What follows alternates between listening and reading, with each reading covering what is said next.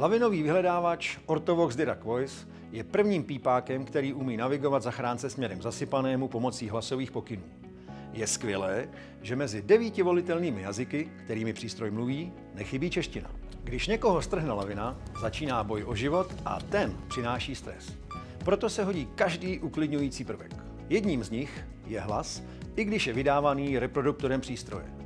Z psychologických výzkumů vyplývá, že čím méně musí člověk při záchraně života přemýšlet, tím efektivnější bude jeho činnost. Jasná a zřetelná hlasová navigace podporuje hledajícího v každé fázi hledání. Hledající se řídí podle symbolu na displeji a hlas jeho postup potvrzuje nebo naopak opravuje. Mít jistotu, že jdu k zasypanému správným směrem, je samo o sobě velmi uklidňující. Poslechněte si, jak zní povely z reproduktoru vyhledávače Dirac Voice. Otoč se. Drž se vlevo. Drž přístroj těsně nad sněhem. Hledej nejnižší hodnotu. Speciální benefit vyhledávačů Dirac je ukrytý v transportním postroji. Jeho součástí je reflexní destička známého systému RECO. Rychlé nasazení přístroje do záchranné akce umožňuje pohotové otevření popruhu na suchý zip. Pípák jde snadno ven z pouzdra a s postrojem je i nadále spojený gumičkou přes karabinu. A jaké má tedy pípák Dirac výhody? Když zachytí první signál vysílaný pípákem kamaráda pod lavinou, už ho nestratí. Taková stabilita příjmu signálu rozhodně není u všech lavinových přístrojů samozřejmostí. Smart anténa technologie zajistí optimalizaci vysílaného signálu, když se sami ocitnete pod lavinou. Podle polohy těla zasypaného vyšle přístroj z laviny na povrch nejsilnější možný signál. Vybere si totiž tu ze 3 antén, která má pro vysílání nejvýhodnější polohu. Displej ukazuje směrovkami do všech stran. To znamená, že když uděláte chybu a minete zasypaného, ukáže vám, kterým směrem se vrátit. Velký podsvícený displej je dobře čitelný v jakýchkoliv podmínkách. Jednoduché je ovládání jediným tlačítkem. Manipulace je snadná, a to i v teplých rukavicích. Přístroj se dobře drží díky pogumovaným bokům s protiskluzovou úpravou.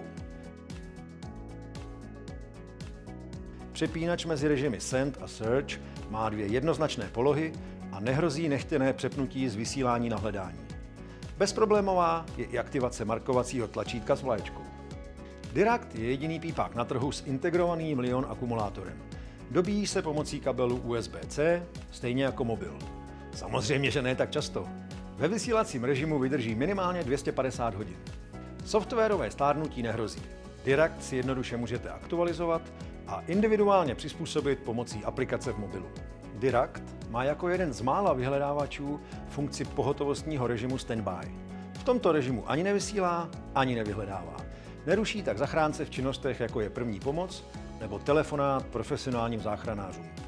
Co byste ještě měli vědět o tomto vyhledávači? Má 3 antény a v lavině indikuje až 4 zasypané.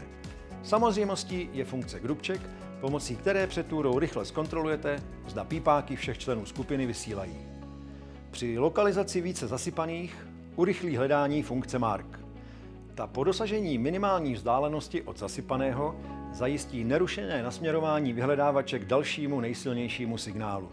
Automatické přepnutí z režimu hledat na vysílat může zachránit život hledajícím, které zasype další tzv. Sekundární lavina. Vyhledávač provádí permanentně automatický test vlastní funkčnosti. Po registraci pípáku na webu ortovox.com se prodlužuje záruční doba ze 2 na 5 let.